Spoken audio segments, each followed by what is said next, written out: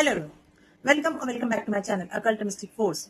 आप सभी के भीतर बैठे परमात्मा को मेरा आत्मा नमन। आई होप आप सभी अच्छे होंगे। I am Poonam Gajendra, spiritual coach, psychic and a healer. तो आज की ये वीडियो हमारी लास्ट वीडियो के ही आगे का कंटिन्यूशन होने वाली है। तो जिन्होंने भी वो लास्ट वीडियो नहीं देखी है, प्लीज जाकर देखिएगा जरूर। तो चलिए बिना देरी किए शुरू करते हैं। मैंने अपनी लास्ट वीडियो में कहा था कि जब हम पूरी तरह हील हो जाते हैं तो हमारा पर्सपेक्टिव सबके लिए शिफ्ट हो जाता है। हम लोगों को उनके बिहेवियर से जज नहीं करते और हमारे मन में उनके लिए काइंडनेस और कंपैशन होता है। लेकिन लोगों के लिए अपने अंदर काइंडनेस और कंपैशन रखने का ये मतलब बिल्कुल भी नहीं है कि आप उनका गलत बिहेवियर ये सोचकर टॉलरेट करोगे कि जाने देते हैं, कोई बात नहीं, बेचारा अनहील्ड है। ऐसा आपको बिल्कुल भी नहीं करना है। बस आपको ना तो कोई ग्रज होल्ड करना है और ना ही कोई आर्ग्यूमेंट करना है, लेकिन स्ट्रॉन्ग बाउंड्रीज सेट करनी है। लोगों को माफ कीजिए, लेकिन बार बार अपनी डिसरिस्पेक्ट मत करने दीजिए। इमोशंस दिखाइए, अपना प्यार एक्सप्रेस कीजिए, वल्नरेबल भी होइए, लेकिन किसी को भी अपनी अच्छाई का गलत फायदा मत उठाने दीजिए। हेल्प कीजिए, लेकिन उनकी जो वाकई में आपसे हेल्प लेना चाहते हैं। ओवर गिफ्ट कहीं पर भी नहीं करना है, क्योंकि बिना मांगे ज्यादा देने वाले को लोग चूतिया समझते हैं और ये मेरा अपना एक्सपीरियंस है। तो जो जितना डिजर्व करता है उसे उतना ही दीजिए। अपने लिए स्टैंड लीजिए। जहाँ जो भी चीज गलत लगती है उसके लिए आवाज उठाइए। आप जानते हैं लोग बार बार हमारी अच्छाई का फायदा क्यों उठा पाते हैं? क्योंकि हमने ही उनको ये फ्रीडम दे रखी होती है, हमने ही उनको ये विश्वास दिलाया होता है। इसीलिए वो श्योर होते हैं और वो जानते हैं कि वो चाहे जितनी भी मनमर्जियां क्यों ना कर ले, हम उनके अगेंस्ट नहीं जा सकते। क्योंकि हमारे अंदर इतनी हिम्मत ही नहीं है कि हम उनके अगेंस्ट जा सके, आवाज उठा सके या फिर अपनी बात रख सके। क्योंकि हम तो बहुत ही इमोशनल है, भोले भाले हैं, बहुत प्यार करते हैं, बेचारे हैं हम और हर तरह से उन पर डिपेंड है। तो वो ये सोच लेते हैं कि इसके पास हमारे साथ रहने के अलावा और हमें झेलने के अलावा कोई ऑप्शन नहीं है, और इसीलिए वो आपको फॉर ग्रांटेड लेते हैं और अपनी मैनिपुलेशन से कंट्रोल करते हैं। तो जितने भी लोग आपको लेकर ये सोचते हैं ना, आपको उन सभी के सारे भ्रम तोड़ने हैं। क्योंकि ये बात समझ लीजिए, अगर आप अपने लिए स्टैंड नहीं लेंगे ना, तो कदम कदम पर लोग आपका फायदा उठाने से चूकेंगे नहीं। पहले मुझे लगता था कि एक औरत के लिए सबसे ज्यादा जरूरी इमोशनल फुलफिलमेंट है, पर इतने सालों बाद अब मैं ये बात समझ पाई हूँ कि इमोशनली स्ट्रांग होने के साथ साथ आपका फाइनेंशियली स्ट्रांग होना भी बेहद जरूरी है। एक औरत के पर्सपेक्टिव से अगर बात की जाए तो सबसे ज्यादा जरूरी उसके लिए इमोशनल और फाइनेंशियल सेफ्टी ही होती है। और जब हम इन दोनों चीजों के लिए अपने स्पाउस पर या अपनी फैमिली पर डिपेंड होते हैं तो उनका बिहेवियर हमारे लिए चेंज हो जाता है। और जब छोटी छोटी चीजों के लिए इस बात का एहसास कराया जाता है कि हम उन पर डिपेंड है, हम अपनी मर्जी से चीजें नहीं कर सकते, तब आपको खुद पर गुस्सा आता है कि यार मैं कितनी हेल्पलेस हूँ कि मैं अपनी छोटी छोटी चीजों के लिए भी इन पर डिपेंड हूँ। और को डिपेंडेंट होने की वजह से सबसे ज्यादा मार हम इन्हीं दो एरियाज में खाते हैं। मैंने भी सबसे ज्यादा मार इन्हीं दो जगहों पर खाई है, पर इमोशंस के मामले में बहुत ज्यादा। क्योंकि ये सब समझने से पहले तक मेरे लिए सबसे ज्यादा जरूरी इमोशनल फुलफिलमेंट ही रही है। फाइनेंसेस कभी मेरे प्रायोरिटी में थे ही नहीं।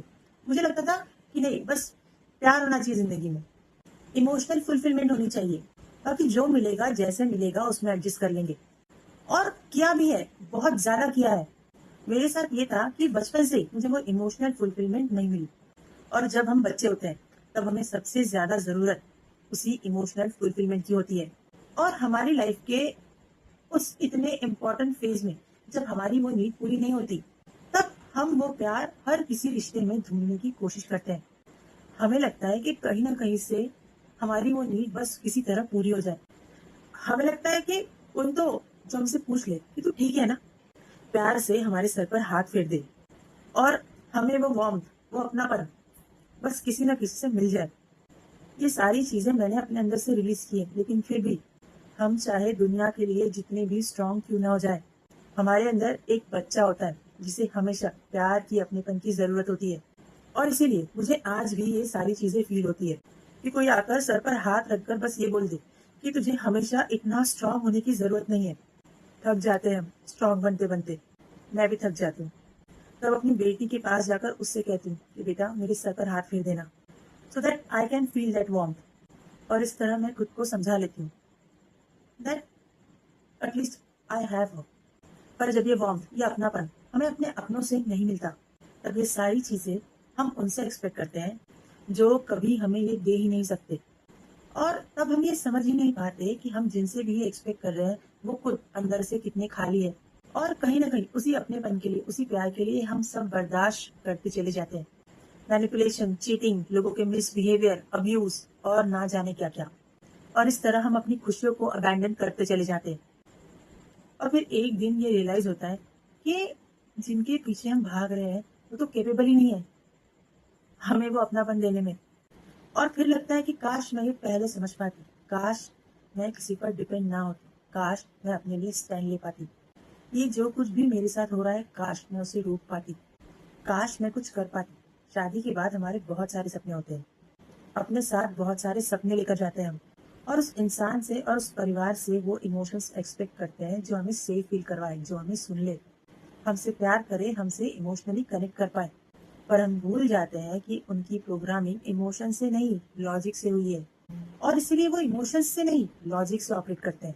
और हमारा इस बात पर ध्यान जाता ही नहीं। जो खुद अपने इमोशंस सप्रेस करके बैठे हैं वो हमसे इमोशनली कनेक्ट कैसे कर पाएंगे।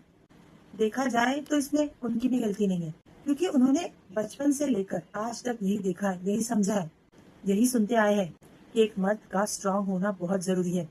इमोशंस मर्द को शोभा नहीं देते, इमोशंस वीक बनाते हैं।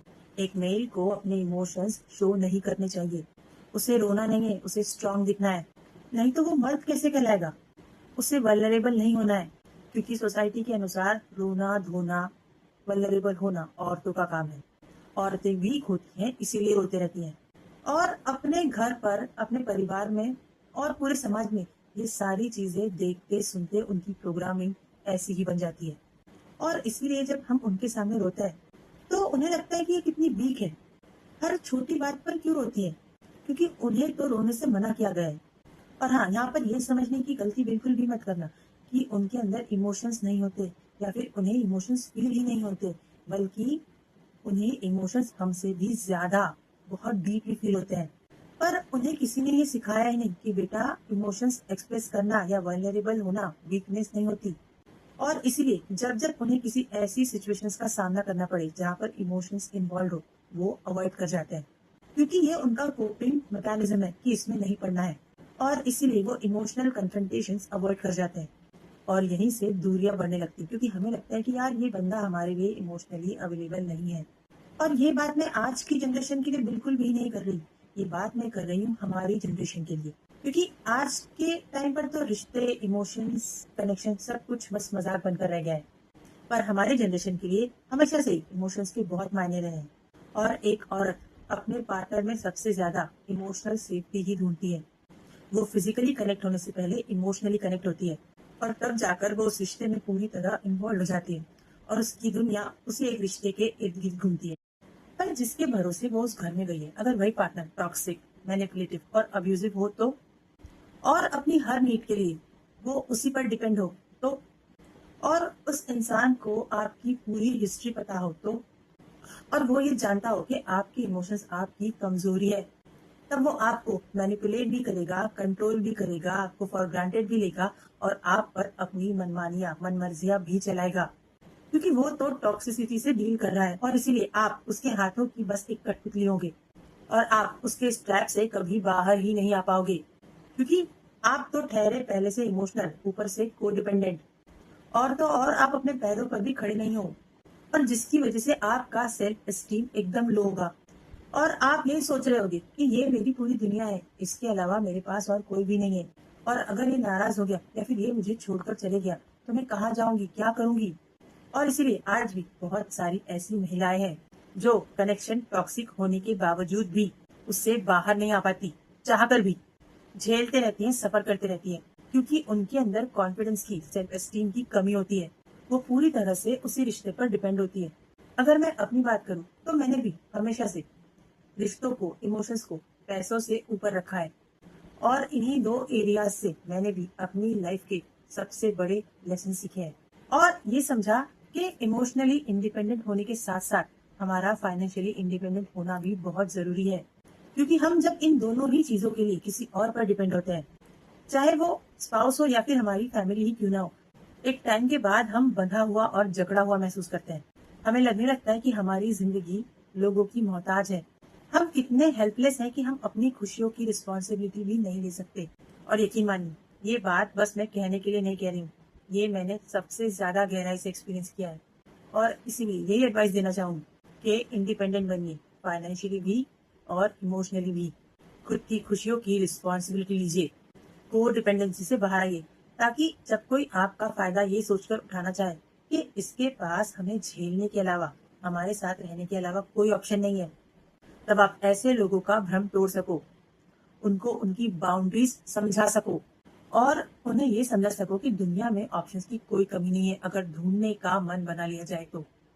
पर हम इतने सेल्फ सफिशिएंट और स्ट्रांग है कि ना तो हमें किसी का ऑप्शन बनने में और ना ही किसी को अपना ऑप्शन बनाने में कोई इंटरेस्ट है। बस इसीलिए आपका इंडिपेंडेंट होना जरूरी है और ऐसे ही लोगों से जुड़िए जो इमोशनली और फाइनेंशियली इंडिपेंडेंट हो, ताकि आप उनके साथ और वो आपके साथ ग्रो कर सके। तो लीजिए अपनी खुशियों की रिस्पॉन्सिबिलिटी और ये बात बिल्कुल अपने दिमाग में घुसा लीजिए कि कोई आपका साथ दे या ना दे, आपको खुद का साथ देना है, खुद के साथ खड़े होना है। लोगों के साथ से ज्यादा जरूरत आपको अपने साथ की है। ये सोचकर चुप नहीं बैठना है कि अगर मैंने सच कहा तो मैं बुरी बन जाऊंगी या मेरा रिश्ता खराब हो जाएगा, बल्कि ये सोचिए कि मेरा रिश्ता सबसे पहले अपने आप से है और मेरा अपने इमोशंस के साथ ऑनेस्ट होना सबसे ज्यादा जरूरी है। अगर मैं अपने ही साथ ऑनेस्ट नहीं हूँ, मेरा रिश्ता अपने आप से ही सही नहीं है, तो मैं लोगों के साथ कैसे ऑनेस्ट हो पाऊंगी, उनके साथ रिश्ते कैसे निभा पाऊंगी। तो चुप नहीं रहना है, अपनी पूरी बात रखिए, पर गुस्से में आकर या रिएक्टिव होकर बिल्कुल भी नहीं। ठंडे दिमाग से और शांति से अपनी बात रखिए। पर फिर भी अगर सामने वाला आपकी बात ना समझे तो उसे समझाना बंद कर दीजिए और अपनी मेंटल पीस को प्रोटेक्ट कीजिए। अगर वो शेर को कुत्ता कह रहा है तो कहने दीजिए। अपना समय और एनर्जी उसे ये प्रूव करने में बर्बाद मत कीजिए कि वो गलत है और आप सही, क्योंकि आपके लाख समझाने पर भी उसने समझना वही है जो वो समझना चाहता है। तो ऐसी सिचुएशन में सबसे पहले अपनी मेंटल हेल्थ और अपनी एनर्जी को प्रोटेक्ट कीजिए, अपने मेंटल पीस को प्रोटेक्ट कीजिए, क्योंकि जब हम अंदर से शांत और सुलझे हुए होते हैं तब हमें बाहर का शोर परेशान नहीं कर पाता और तभी हम अपने आप से, अपने अंतर मन से जुड़ पाते हैं, उसे सुन पाते हैं। और आपके लाख अच्छा रहने पर भी अगर कोई आपके साथ अच्छा बिहेव नहीं कर रहा तो उसे उसके बिहेवियर के लिए जज मत कीजिए।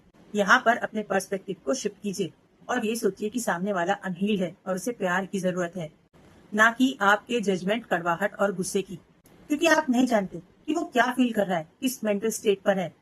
तो उसे माफ कीजिए, जाने दीजिए और अपना मन साफ रखिए। See, you can be both soft and strong at the same time. This makes you incredibly powerful. इसी वीडियो के बीच में जब मैं अपने इमोशंस, अपनी फीलिंग्स शेयर कर रही थी, आई वॉज लिटरली क्राइंग। मैंने उतना पार्ट रोते हुए रिकॉर्ड किया है, पर क्या इससे ये साबित होता है कि मैं वीक हूँ? नहीं ना, because we all are humans. हम सभी के अंदर इमोशंस होते हैं और स्ट्रांग बनने का मतलब ये बिल्कुल भी नहीं है कि आपको रोना या एक्सप्रेस करना अलाउड ही नहीं है। स्ट्रांग बनने का मतलब ये है कि आप अपने इमोशंस को लेकर कितने सेफ हो कि आप उन्हें फ्रीली लोगों के सामने रख सकते हो, रख पा रहे हो। स्ट्रांग होने का मतलब ये है कि आप ये नहीं सोच रहे हो कि अगर लोग मुझे ऐसे रोता हुआ देखेंगे तो वो मेरे बारे में क्या सोचेंगे या मुझे किस वे में जज करेंगे। स्ट्रांग होने का मतलब ये है कि आप अपने इमोशंस के साथ, अपनी फीलिंग्स के साथ ऑनेस्ट हो और आपको कोई फर्क नहीं पड़ता कि दुनिया आपके बारे में क्या सोचती है। इसे कहते हैं स्ट्रांग होना। मेरे अंदर ये सारे शिफ्ट्स होने के पहले मैं गॉसिप भी करती थी और सोशल भी होती थी, बट अब आई डोंट लाइक गॉसिपिंग।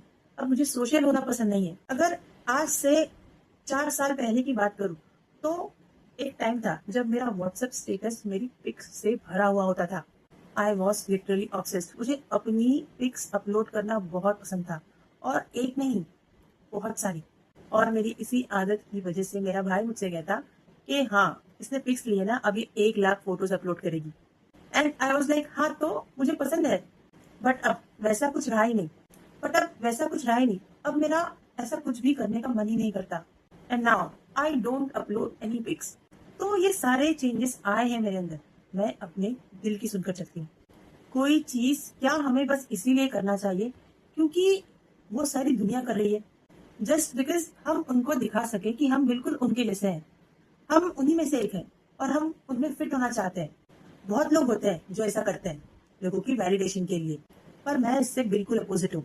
बस लोगों के वैलिडेशन के लिए या उनके बीच फिट होने के लिए अगर मुझे मेरे मन के खिलाफ जाकर चीजें करनी पड़ रही है तो वो मैं बिल्कुल भी नहीं करूंगी। करती होगी दुनिया, मैं नहीं कर सकती क्योंकि मैं ऐसी नहीं हूँ। जो मेरे मन से नहीं आ रहा, जो मुझे सुकून नहीं दे रहा, वो चीज मैं कभी नहीं करूंगी। नहीं फर्क पड़ता मुझे कि मेरे ऐसे करने पर लोग मेरे बारे में क्या सोचेंगे। मुझे नहीं पसंद है भीड़ में बैठना, मैं नहीं बैठती हूँ। मैं कोने में जाकर खड़े रहती हूँ। लोग नोटिस करते हैं, so what, this is who I am. At least यहाँ पर मैं खुद के साथ ऑनेस्ट हूँ and that's matter the most. लोगों को मेरे बिहेवियर से लगता है दैट आई एम इगोइस्ट, बहुत एटीट्यूड है मेरे अंदर, पर ऐसा नहीं है। और ये बात मैं उनको नहीं समझा सकती, तो ठीक है यार, आपको जैसे समझना है समझो, आपकी मर्जी। I can't help it. मैं यहाँ खुद को समझने के लिए बैठी हूँ, ना कि लोगों को समझाने के लिए। पर जब कोई चीज मेरे मन से आती है कि तुझे ये करना है, देन नो मैटर व्हाट, मेरा वो डिसीजन लोगों को सही लगे या ना लगे, उसमें मेरा साथ कोई दे या ना दे, चाहे हर कोई मेरे अगेंस्ट क्यों ना हो जाए। बस अगर मैंने ठान लिया कि मुझे ये करना है तो वो मैं करूंगी। कछुए की स्पीड से ही सही, पर मैं वो करूंगी जरूर। और ये सब किसी को प्रूव करने के लिए या किसी को नीचे दिखाने के लिए नहीं है। ये सब बस मेरी इनर सेटिस्फेक्शन के लिए है, क्योंकि इनर सेटिस्फेक्शन ही सबसे ज्यादा जरूरी होती है। और मुझे अपने कोई भी डिसीजन पर गिल्ट या रिग्रेट नहीं है, और ना ही किसी के लिए कोई नाराजगी। अगर आप साथ चलना चाहते हैं तो ठीक है, अगर नहीं तब भी कोई बात नहीं, क्योंकि ये मेरी जर्नी है और मैं अपनी लाइफ की मेन कैरेक्टर। तो कोई चले ना चले, मुझे तो चलना ही है। क्योंकि मुझे पता है जिस रास्ते पर मैं चल रही हूँ ना, ये रास्ता मैंने नहीं चुना, ये रास्ता उन्होंने चुना है मेरे लिए। और इस रास्ते पर चलने के लिए उन्होंने मुझे अनशेकेबल फेथ, स्ट्रेंथ और करेज दिया है। और इसीलिए उनके आशीर्वाद के साथ मैं अकेले भी चल सकती हूँ, क्योंकि मुझे पता है मेरी मंजिल भी वही है और उस तक पहुंचाने के लिए मेरा मार्गदर्शन भी वही कर रहे हैं। और जब आपकी मंजिल खुद आपके साथ साथ चल रही होती है ना, तब आपको डर नहीं लगता। I really feel blessed because I know I am their favourite child.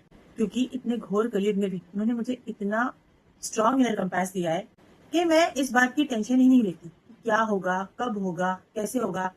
मुझे बस इतना पता है कि वो मेरे साथ है और सही समय आने पर सब हो जाएगा। और मुझे उनसे हमेशा यही गाइडेंस मिलती है कि बेटा तू बस चलती जा, बस अपने कर्म पर ध्यान दे, बाकी सब मुझ पर छोड़ दे। मैं बैठा हूँ तेरे लिए, ना तो तुझे डायरेक्शन लेस होने दूंगा और ना ही तुझे हारने दूंगा। तो जब मैं उनकी शरण में हूँ तो क्यों डरूं और किससे डरूं? क्योंकि अगर हमारे कर्म सही है और वो हमारे साथ है तो हमें दुनिया में किसी से भी डरने की जरूरत नहीं है। तो मैं हमेशा खुद से यही बोलते रहती हूँ कि मैं करूँ हरि का चिंतन और हरि करे मेरी चिंता। तो मुझे नहीं लेनी है अपनी टेंशन, वो उनका काम है, वो देखेंगे। और मैं बस वो करूंगी जो उन्होंने मुझसे कहा है।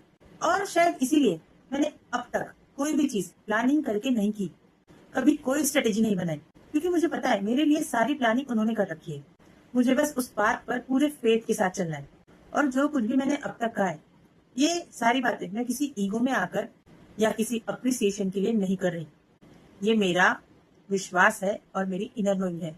ईगो रखकर क्या करूंगी मैं, जबकि मुझे अच्छी तरह पता है यहाँ पर बैठकर मैं जो कुछ भी शेयर कर रही हूँ वो मेरा अपना नहीं है, वो सब कुछ उनका दिया हुआ है। तो जिस तरह वो दे सकते हैं उसी तरह वो ये सब कुछ वापस भी ले सकते हैं। तो जो विजडम और नॉलेज मेरी है ही नहीं, उसके लिए घमंड कैसा। मैं बस एक माध्यम हूँ उस विजडम को आप तक पहुंचाने की। तो इसमें घमंड करने जैसा कुछ भी नहीं है। और रही बात ईगो या घमंड दिखाने की, तो वो तो अच्छे अच्छों की नहीं रही। I am nothing and I know that. उनके मार्गदर्शन और आशीर्वाद के बिना मैं ये सब सोच भी नहीं सकती थी। तो करने की तो बात ही बहुत दूर है।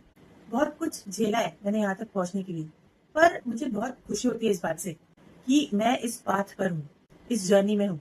क्योंकि आज की इस दुनिया में, आज के टाइम पर जहाँ पर किसी को किसी से कोई लेना देना नहीं है, हर कोई बस अपना फायदा देखता है, वहां पर उन्होंने मुझे इतनी विजडम दी, मुझे इनलाइटन किया। और इतना सब कुछ होने के बाद भी मेरे अंदर कड़वाहट नहीं आने दी। मुझे ठोक पीट कर, रुला रुला कर सही रास्ते पर लेकर आए और मुझे इस लायक बनाया, मुझे वो माध्यम बनाया कि मैं वो विजडम लोगों तक पहुंचा सकूं। तो मेरे जैसे इंसान के लिए इससे बड़ी ब्लेसिंग क्या ही हो सकती है कि मुझे उनका प्यार मिल रहा है। जिस प्यार के लिए, जिस इमोशनल फुलफिलमेंट के लिए मैं हर जगह भटकी, मेरी वो इमोशनल फुलफिलमेंट, मेरी वो नीड उनके पास जाकर पूरी हुई। And now I am very happy, क्योंकि मुझे किसी चीज का रिग्रेट नहीं है। वैसे ये वीडियो बहुत ही लंबी हो गई है, तो प्लीज स्पीड बढ़ाकर सुन लीजिएगा। हो सकता है आपको अपने किसी क्वेश्चन का आंसर मिल जाए। अगर आप भी स्पिरिचुअल जर्नी में हैं तो बस विश्वास रखिए उन पर, बाकी वो सब संभाल लेंगे। अगर आपको इसमें से कुछ भी इंफॉर्मेटिव और वैल्यूएबल लगा हो तो प्लीज अपनी लाइफ में इम्प्लीमेंट जरूर कीजिएगा। तो चलिए मिलते हैं अब अपनी नेक्स्ट वीडियो में। इतने प्यार, इतना पेशेंस और इतना वैल्यूएबल टाइम निकाल कर मुझे सुनने के लिए thank you so much from the bottom of my heart. Thank you so much for listening. With lots of love, gratitude and infinite blessings to all of you. Har Har Mahadev. Jai Mata Di. Jai Shri Radhe Krishna.